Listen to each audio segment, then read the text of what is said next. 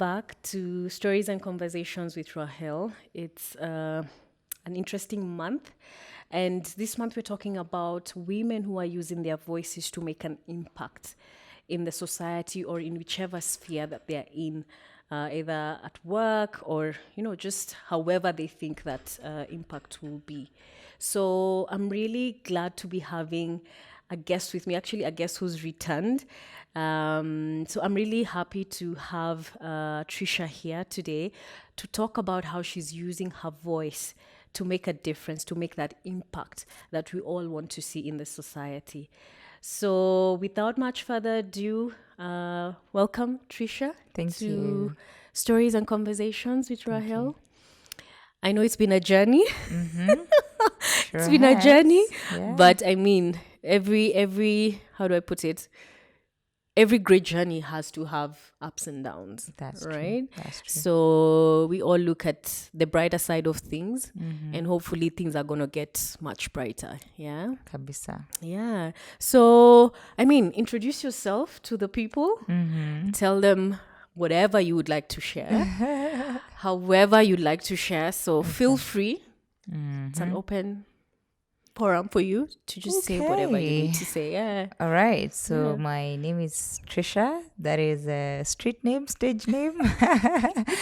Lakini M-Pesa, ukituma M-Pesa, itakuja Patricia. So that's my full name. Yeah. Patricia Wangare. But out here commonly known as Trisha Wangare. Yeah. I am a believer, first of all, born again, love Christ.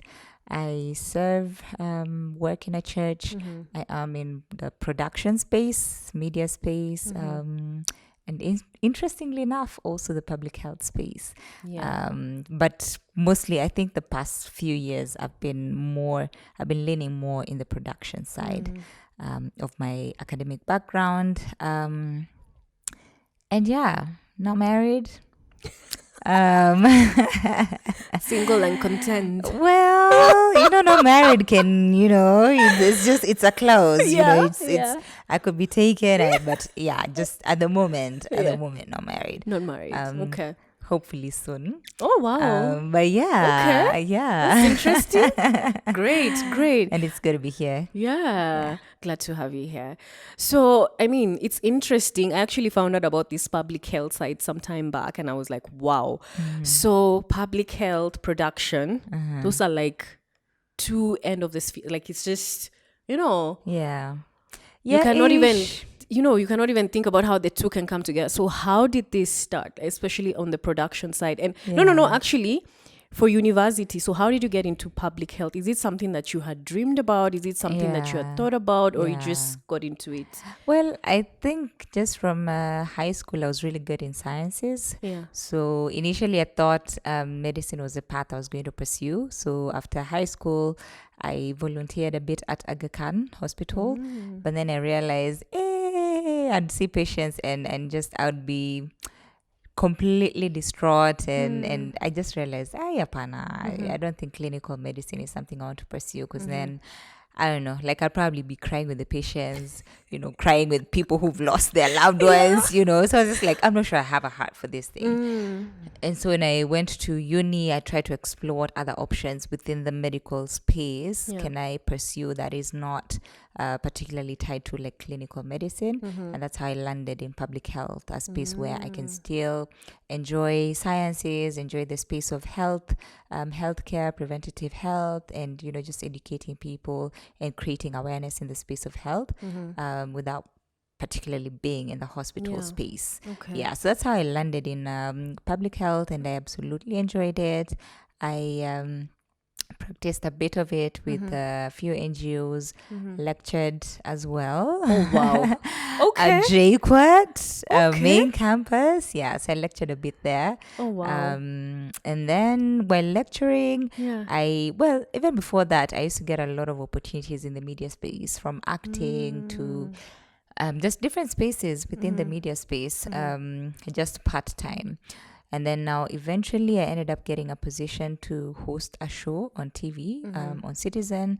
And so when I joined Royal Media as a host, I did a bit of that. And then I just asked myself, what would it it won't do me no harm, just going back to school and pursuing postgraduate in mass communication. So, so that's when I went back to uni, pursued postgraduate in mass communication, because I also really enjoyed that space of working in the media space and production. And so I think now getting the academic background is what solidified me being in the production space. And so right now at the moment, my hope and my desire and my future plans is to ideally combine both, just the public health space and the media space, and more looking towards like health journalism.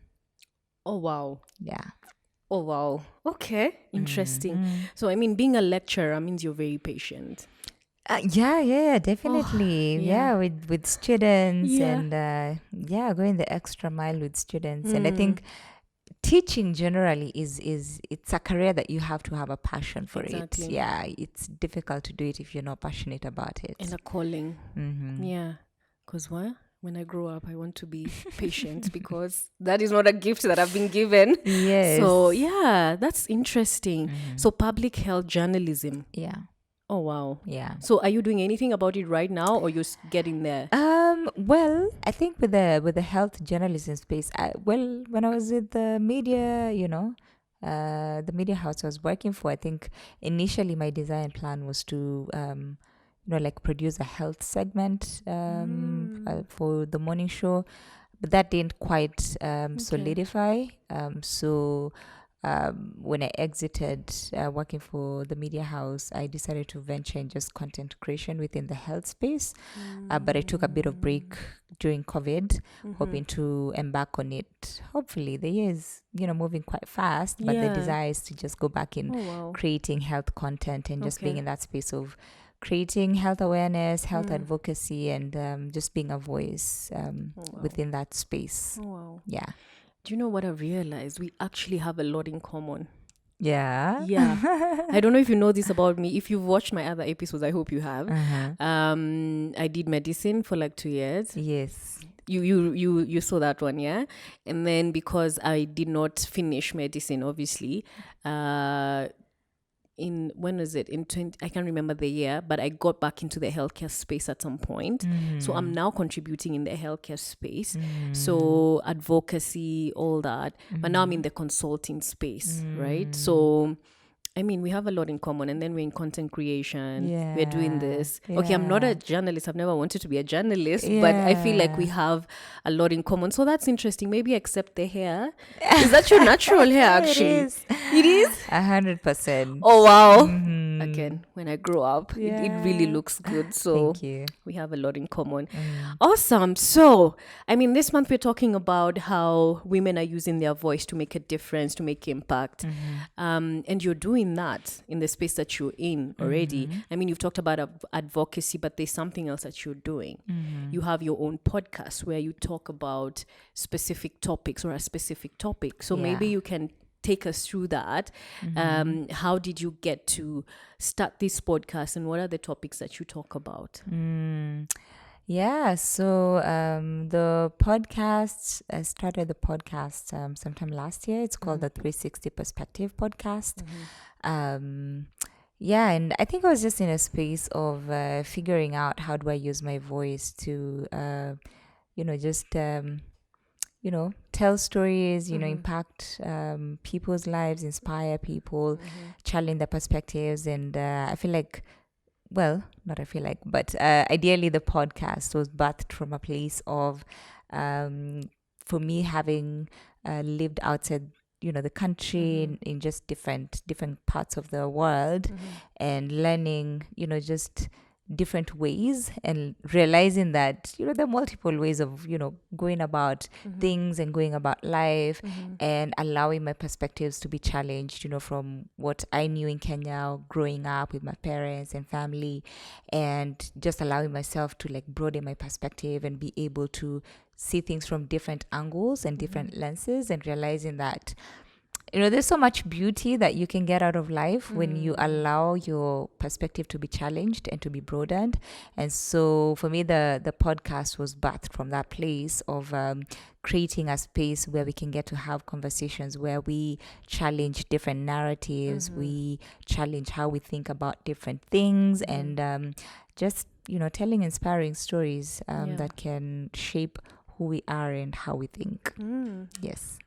Great. That's really interesting. So, what perspective? So, is it on the Christian side, or is it a general overview or a general view of how the world is, or how your experiences have been, and just having conversations around that? Is it based on a certain principle? Well, yeah, I mean, I'd say that some of the core topics or themes that I get to explore on the podcast are on faith. So there's kind of like a faith pillar where we get to explore topics within the faith space. Being a believer, I also firmly believe that God has given me a voice where I can talk about just different issues affecting believers and just non-believers, and using that space to spread the gospel of Christ, which I call it the digital evangelism, just getting to utilize that space to spread the gospel of Christ to people from all over the world.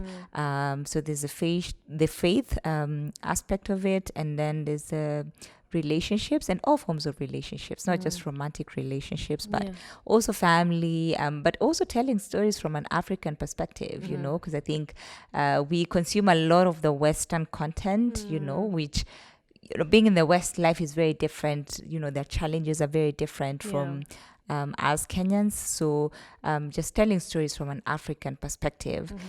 And then now the leadership and the self-growth kind of like topics. So for me and the podcast, those are the three core spaces and areas and themes that I get to explore on the podcast. Wow. Yeah. Wow, really interesting.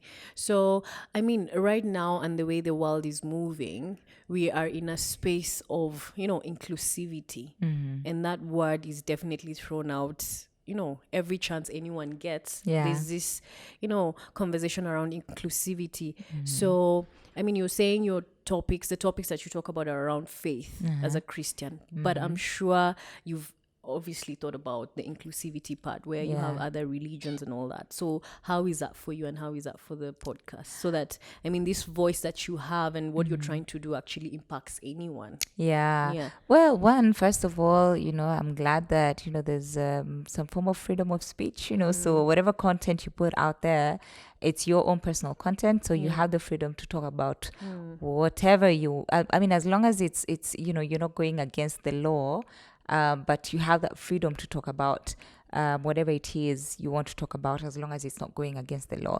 So I think the beauty about that is that as believers as well, we have that opportunity to talk about Christ that's not breaking the law, we have all the spaces and opportunities to speak about our faith, as long as it's in an honorable way, and it's not offensive. Although I realize that you can never control how people consume your content. All you can do is just put out content out there, do it in an honorable way.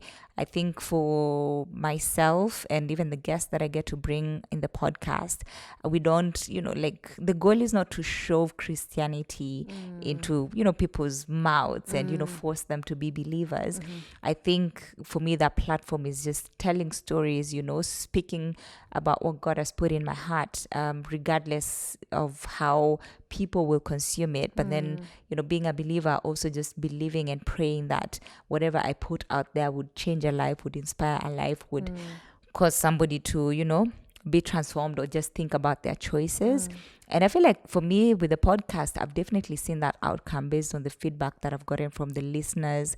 I remember there's even a lady who, gave her life to Christ, So I think at the end of the day, it's just doing what God has, positioned me to do, and trusting him for the outcome. I'm not in control of the outcome. Mine is just to be a vessel and allow myself to be used of God in that particular space, Yeah. the outcome is none of my business. Whether people get offended, whether people get transformed, whether people get informed and inspired, I feel like I'm not in absolute control of the outcome, but I'm in control of what I put out there, how I package it, and, you know, like the kind of guests that I get to invite in that space. Yeah. So this is part of your purpose, right? Yeah, definitely. And I don't think it's just I feel like talking about Christ is not a purpose for just, you know, specific bunch of people.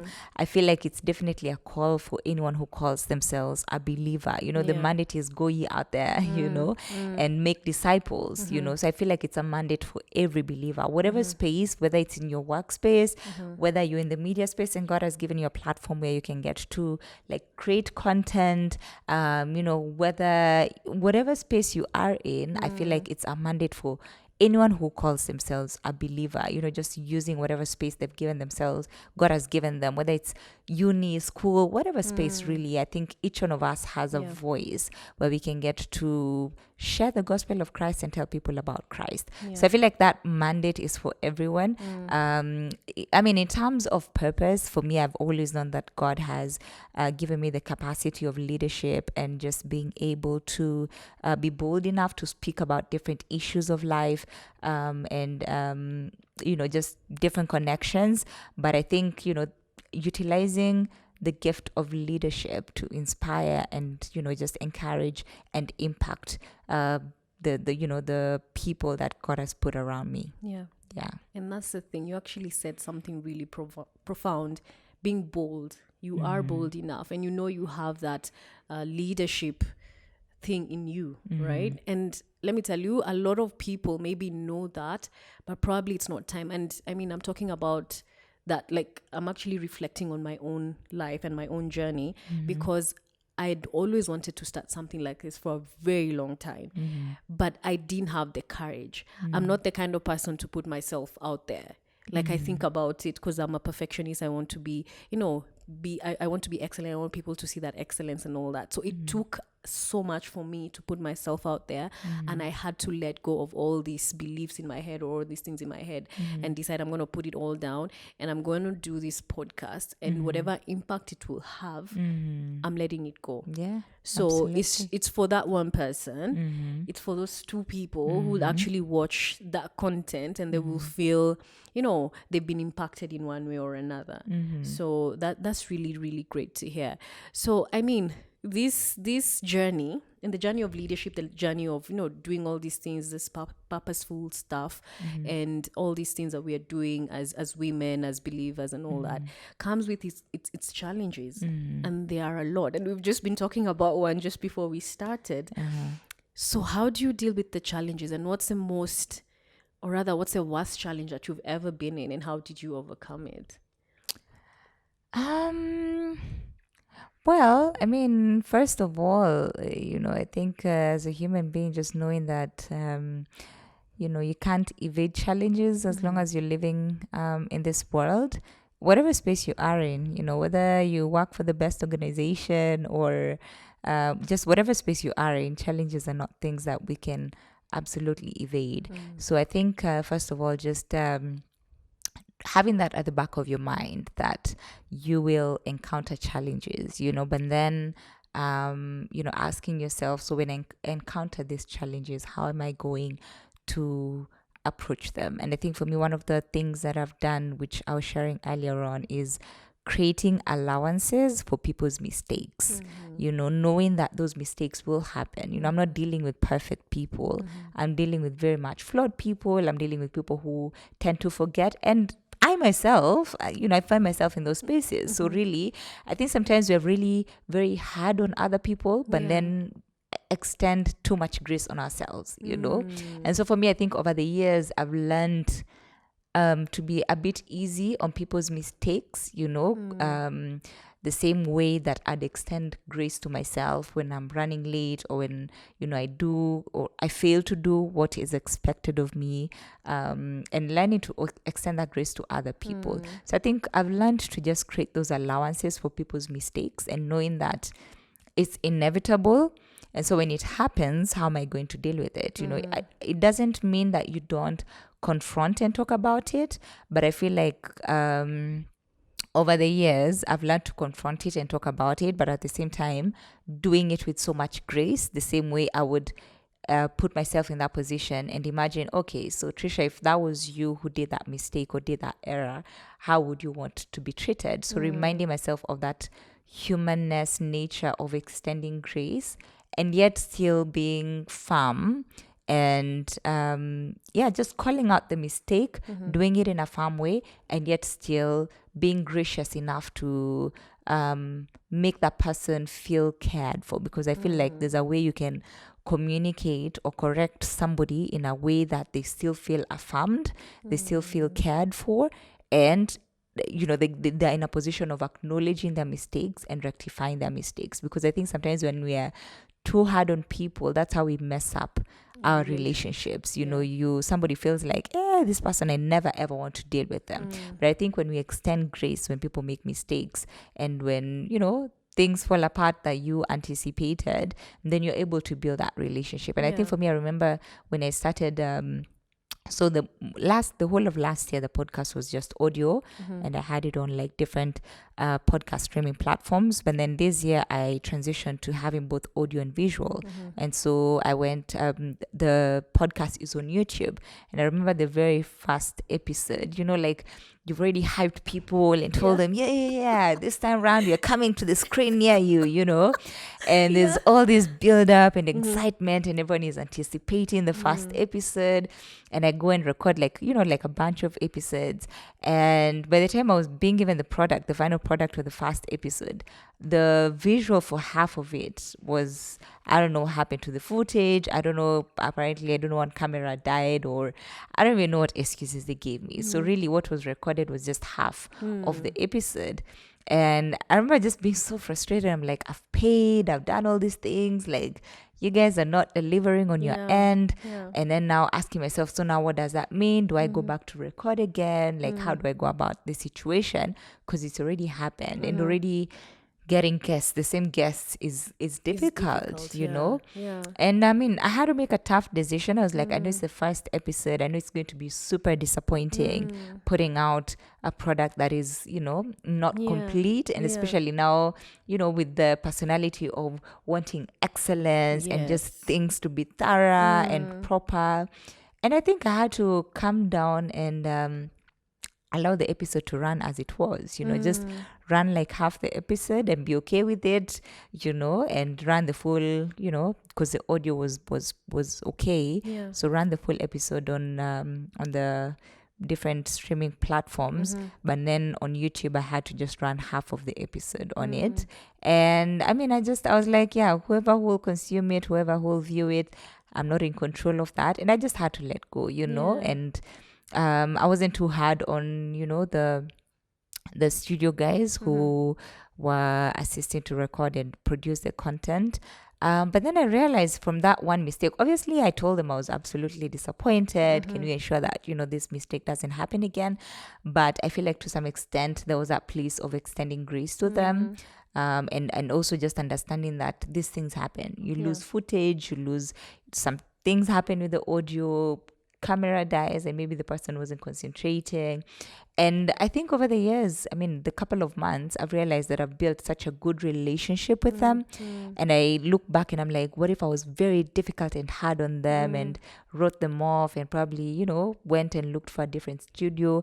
I don't think I would be where I am with them, and even the relationship that I've ended up building with them, in that they're willing to do whatever content I desire to do, at an affordable price, So I think learning to create allowances for people's mistakes, but then also being gracious enough to extend grace and mercy when those mistakes happen, the same way you'd extend grace and mercy to yourself.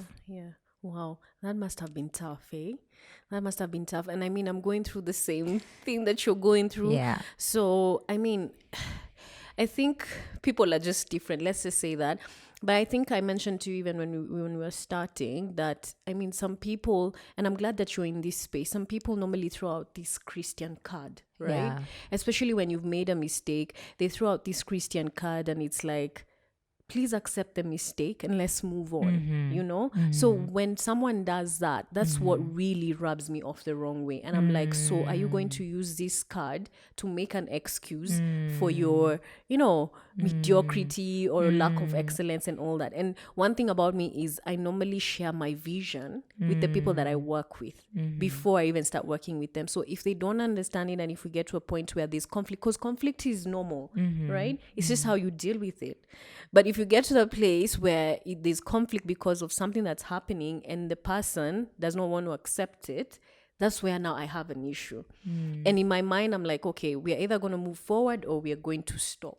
Right? Because I mean, I have a vision and I want this vision to be executed in a specific way, right? In an excellent way. So, I mean, these are the challenges that we face, That's true. in life, even at the places that we work and all that. And as I said, conflict is there because we are in I mean, the people are dynamic, everyone is different, personalities are different and all that. So, I mean, I'm glad that you got over the challenge and now you're where you are. But let me ask, why now? Why are you doing this now? I mean, you said you've traveled the world, you've done all these things. So why now? Why do you think you're doing it now? Well, one, it's because we're never assured of tomorrow, so you've got to put a dream in your heart. If you know, if God is calling you to do something, just start it out with Yeah. whatever little resource that you have, just start it out, Yeah. And I remember when I started the podcast last year, the audio, all I had was just, a recorder, I just had a recorder and I'd record myself in my house and put out the episodes, and I put the whole of season 1 was me and my recorder Yeah. just talking, and having conversations. And because I realized, sometimes we have these dreams in our hearts and then we're waiting for things to be perfect, waiting for the money, waiting for the resources and, like all these things. But I don't think there'll ever be a perfect time to start anything, and so I think for me, why now? It's why not? Why not now? Like what excuses are there for you not to take that leap of faith? And I think as for me personally, my journey of faith has always been when I take the first step, God, he steps in, to assist and provide any other thing that I need. So I think it's usually just that first leap of faith that is the hardest.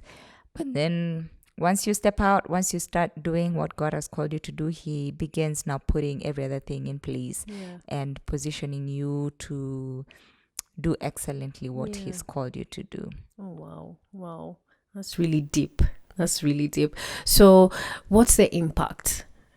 I know you've talked about, people giving their lives to Christ and all that, but what's the impact? What is it that you'd like to see differently from your podcast being out there, from using your voice? What's the difference that you'd like to see as we end this conversation?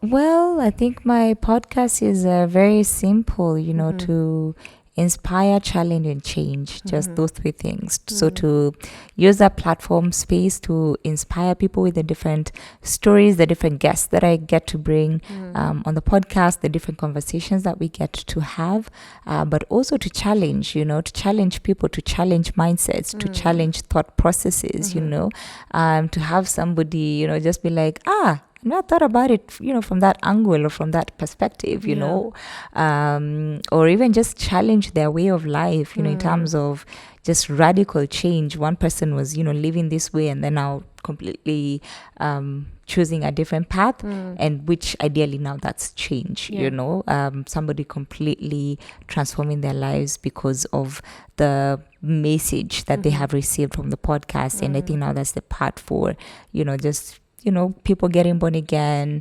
people reconciling and making their relationships better, making, firm decisions in their own personal lives, just taking initiatives and steps to better themselves through the messages and the conversations that I get to have on the podcast. Yeah. That's really great, and I'm obviously supporting you. And I mean, keep going. Thank you. Yeah. So I mean, where can people find your podcast? I think you mentioned the name of your podcast. So where can people find it? What are the streaming platforms? And maybe you can talk about, on social media, where can people follow you and all that, just to get or to consume the content that you're already putting out. Okay. So on YouTube, the podcast is called The 360 Perspective.